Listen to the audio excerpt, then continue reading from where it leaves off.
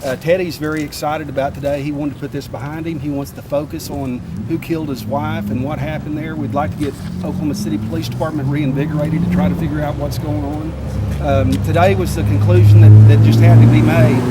Teddy's going to have houses when he gets out, money. Assuming he goes in, we're going to ask the judge to give him probation due to the circumstances being a single father, and hopefully everything will work out.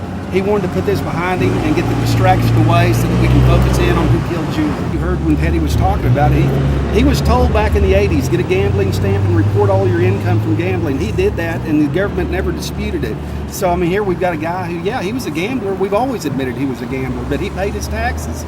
So he didn't think he was doing anything wrong. Now he agrees that if you read the law strictly, that yeah, it's illegal. But I mean, seriously, guys, we're going to start prosecuting people for betting on football games and playing poker. Really? I mean, is that what it's come down to? I would hope that the government at some point in time would go out and get these violent people. For instance, whoever killed Julie, go find them and prosecute them.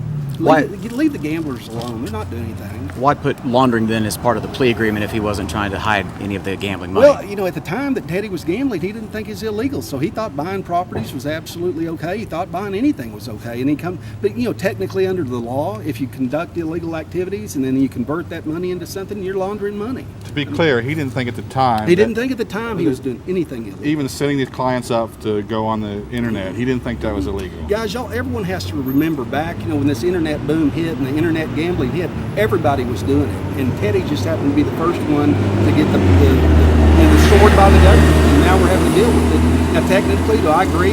Was it all illegal? Sure it was, but it is what it is. He didn't think it was, and I think that's what's important here to remember. And Teddy didn't go out and break arms and legs. There was never any allegations of that. In fact, it was just the opposite. If you owed Teddy money and you didn't pay him, he'd forgive the debt. And so, you know, with all that being said, I mean, Teddy had some people betting on football games and playing poker at his house. I mean, really? I mean, the main thing right now is to focus in on London and taking care of London and finding out who killed Julie. That's all we really care about. Dryden did what was best for Dryden today. He's getting this thing behind him. He was excited to come to court. We are hoping that the judge gives him some sort of probation. It's what he deserves. He can get on with his life. He's a young man. He's got a good job. He's got a bright future.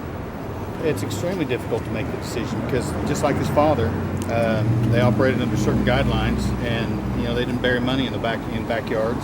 They deposited money in banks, and they bought cars, houses, and to set up for the future so that they didn't have to hustle quite as much, and that they would be able to provide for themselves. All those transactions were closing companies and done on top of the table.